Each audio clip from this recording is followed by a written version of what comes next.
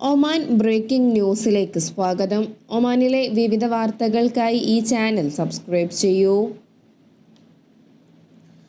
Dhofar ഗവർണറേറ്റിലെ അൽമാസ്യൂന ആശുപത്രി പ്രവർത്തനം ആരംഭിച്ചു. 15.4 ദശലക്ഷം റിയാൽ ചെലവിലാണ് ആരോഗ്യ മന്ത്രാലയം ആശുപത്രി ഒരുക്കിയിരിക്കുന്നത്. അടിയന്തര ഡയാലിസിസ്, എക്സ്റേ, ലബോറട്ടറി വിഭാഗങ്ങൾക്ക് പുറമെ പ്രസവത്തിനും പുരുഷന്മാർക്കും സ്ത്രീകൾക്കും കുട്ടികൾക്കുമായി 50 കിടക്കകളും വാർഡുകളും സജ്ജീകരിച്ചിട്ടുണ്ട്. Biomedical engineering workshop, medical warehouse, general store എന്നിവയും ആശുപത്രിയിലെ സഹായ യൂണിറ്റുകളിൽ ഉൾപ്പെടുന്നു. 8000-ലധികം പൗരന്മാർക്കും താമസക്കാർക്കും ആശുപത്രിയിലൂടെ പ്രയോജനം ലഭിക്കും. പ്രദേശത്തെ വിപുലമായ വൈദ്യ പരിചരണത്തിന്റെ ആവശ്യം പരിഹരിക്കാനും ഇത് സഹായകമാകും.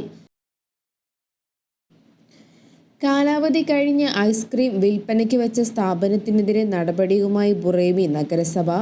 ഉപയോഗശൂന്യമായ 150 കിലോയോളം ഐസ്ക്രീം പിടിച്ചെടുത്ത കട നഗരസഭ അടപ്പിക്കുകയും മറ്റ് നിയമ നടപടികൾ ആരംഭിക്കുകയും ചെയ്തു. വാണിജ്യ സ്ഥാപനങ്ങളിൽ ബാധകമായ എല്ലാവിധ ആരോഗ്യ നിബന്ധനകളും പാലിക്കണമെന്നും നഗരസഭ അധികൃതർ ആവശ്യപ്പെട്ടു. റദ്ദയിലെ മുജാരിഫിൽ വെച്ച് റോഡ് മുറിച്ച് കടക്കവേ വാഹനം ഇടിച്ച് പരിക്കേറ്റ് ആശുപത്രിയിൽ ചികിത്സയിൽ കഴിഞ്ഞിരുന്ന പത്തനംതിട്ട സ്വദേശി മരണപ്പെട്ടു. 16 വർഷമായി ഒമാനിൽ ജോലി ചെയ്യുന്ന മുരളി നാട്ടിൽ പോയി വന്നിട്ട് 7 വർഷമായി. നാട്ടിൽ പോകാനുള്ള ശ്രമത്തിനിടയിലാണ് മരണം.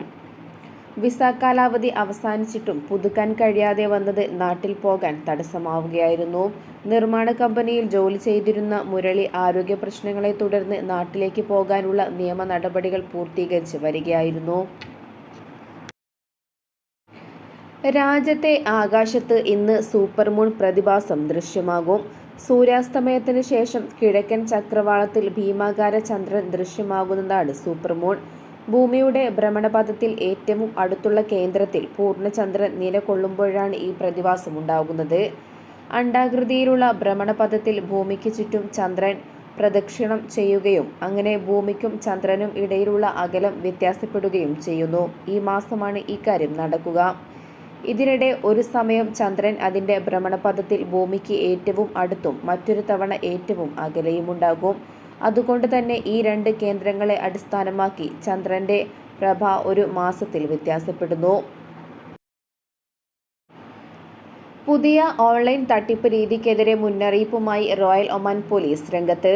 ട്രാഫിക് നിയമങ്ങൾ ലംഘിച്ചതിന് പിഴ ഉടൻ അടയ്ക്കണമെന്നും സ്വകാര്യ ബാങ്കിംഗ് വിവരങ്ങൾ കൈമാറണമെന്നും ആവശ്യപ്പെട്ടുള്ള സന്ദേശങ്ങളാണ് ഫോണുകളിൽ എത്തുന്നത്. അടയ്ക്കേണ്ട തുകയും ഓൺലൈൻ ലിങ്കും ഉൾപ്പെടെയുള്ള സന്ദേശങ്ങളാണ് ലഭിക്കുന്നത്. പലരും ഔദ്യോഗികമാണെന്ന് തെറ്റിദ്ധരിച്ച് ലിങ്ക് ഓപ്പൺ ചെയ്യുമ്പോഴാണ് തട്ടിപ്പ് മനസ്സിലാകുന്നത്. ലിങ്കിൽ ക്ലിക്ക് ചെയ്യുന്നതോടെ അവരുടെ സ്വകാര്യ വിവരങ്ങളും ബാങ്ക് അക്കൗണ്ട് ഡാറ്റകളും നൽകി പൂരിപ്പിക്കാൻ ആവശ്യപ്പെടും. ഇത്തരം വിവരങ്ങൾ നൽകുന്നവരുടെ അക്കൗണ്ടുകളിൽ നിന്നും പണം അപഹരിക്കാൻ തട്ടിപ്പ് സംഘത്തിന് സാധിക്കും. പൗരന്മാരും താമസക്കാരും ഇത്തരം തട്ടിപ്പുകൾക്കെതിരെ ജാഗ്രത പാലിക്കണമെന്നും അജ്ഞാത സന്ദേശങ്ങളോട് പ്രതികരിക്കരുതെന്നും വ്യക്തിഗത ബാങ്ക് വിവരങ്ങൾ ഓൺലൈൻ വഴി വെളിപ്പെടുത്തരുതെന്നും റോയൽ ഒമാൻ പോലീസ് ആവശ്യപ്പെട്ടു. അക്കൗണ്ടിൽ പണം ഇല്ലാത്തതിന്റെ പേരിൽ ചെക്കുകൾ മടങ്ങുന്നത് ഒഴിവാക്കാൻ പുതിയ സംവിധാനം സെൻട്രൽ ബാങ്ക് ഓഫ് ഒമാൻ ഒരുക്കുന്നു. ചെക്ക് നൽകിയ വ്യക്തിയുടെ അക്കൗണ്ടിൽ മതിയായ തുക ഇല്ലാത്ത പക്ഷം അക്കൗണ്ടിൽ ലഭ്യമായ തുക സ്വീകരിക്കാൻ അനുവാദം നൽകുന്നതാണ് പുതിയ രീതി. സാധാരണഗതിയിൽ ചെക്കിൽ രേഖപ്പെടുത്തിയ മുഴുവൻ തുകയും അക്കൗണ്ടിൽ ഇല്ലെങ്കിൽ ചെക്കുകൾ മടങ്ങും. ഇത് നിയമ നടപടികളിലേക്ക് വഴിവെക്കുകയും ചെയ്യും. ഇത്തരം കേസുകൾ വർദ്ധിക്കുന്ന സാഹചര്യത്തിലാണ് പുതിയ സംവിധാനം കൊണ്ടുവരുന്നത്. 2023-ൽ 3,62,000 ചെക്കുകൾ മടങ്ങിയെന്നും സെൻട്രൽ ബാങ്ക് ഓഫ് ഒമാന്റെ കണക്കുകൾ സൂചിപ്പിക്കുന്നു. എന്നാൽ 2022-ൽ ബൗൺസായ ചെക്കുകളുടെ എണ്ണം 3,87,000 ആയിരുന്നു. 9.8% കുറവ് രേഖപ്പെടുത്തി. ഇടപാടുകൾക്ക് ഓൺലൈൻ പേയ്മെന്റ് സംവിധാനങ്ങൾ ഉപയോഗിക്കുന്നവർ വർദ്ധിച്ചത് ചെക്ക് കേസുകളുടെ എണ്ണം കുറച്ചതായും റിപ്പോർട്ട് സൂചിപ്പിക്കുന്നു. അക്കൗണ്ട് റദ്ദാക്കൽ, മരവിപ്പിക്കൽ തുടങ്ങിയ കാരണങ്ങളാലും ചെക്കുകൾ മടങ്ങുന്നുണ്ട്. ഇത്തരത്തിൽ 31,614 ചെക്കുകളാണ് കഴിഞ്ഞ വർഷം മടങ്ങിയത്. രാജ്യത്തെ തന്നെ ഏറ്റവും കൂടുതൽ റിപ്പോർട്ട് ചെയ്യപ്പെടുന്ന കുറ്റകൃത്യമായി ചെക്ക് മടങ്ങൽ മാറിയിട്ടുണ്ട്. അതേസമയം ഈ കാലയളവിൽ ചെക്ക് വഴിയുള്ള ഇടപാടുകളിലും വലിയ കുറവുണ്ടായി. 2018-ൽ രാജ്യത്ത് 4.7 ദശലക്ഷം ചെക്ക് ഇടപാടുകളാണ് നടന്നത്. 2023 ഇത് 3.7 ദശലക്ഷമായി കുറഞ്ഞു. എന്നാൽ മൊബൈൽ പേയ്മെന്റുകളുടെ കുതിച്ചുചാട്ടമുണ്ടാവുകയും ചെയ്തു. 2023 മൊബൈൽ പേയ്മെന്റിൽ മാത്രം 726% വർധനവാണ് രേഖപ്പെടുത്തിയതെന്നും സെൻട്രൽ ബാങ്ക് ഓഫ് ഒമാന്റെ കണക്കുകൾ സൂചിപ്പിക്കുന്നു. തെക്കൻ ബാത്തിന ഗവർണറേറ്റിലെ ബർക്ക വിലായത്തിൽ വാണിജ്യ സ്ഥാപനത്തിൽ നാശനഷ്ടം വരുത്തുകയും മോഷണം നടത്തുകയും ചെയ്ത സംഭവത്തിൽ ഒരാൾ അറസ്റ്റിലായി. ഇയാൾക്കെതിരെ നിയമ നടപടികളും സ്വീകരിച്ചു.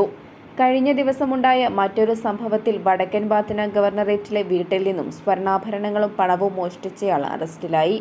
സഹം വിലായത്തിൽ കഴിഞ്ഞ ദിവസമാണ് കേസിനാസ്പദമായ സംഭവം. വീട്ടിൽ അതിക്രമിച്ചു കയറിയ പ്രതി ഇവിടെ സൂക്ഷിച്ചിരുന്ന ആഭരണവും പണവും അപഹരിച്ച് കടന്നുകളയുകയായിരുന്നു.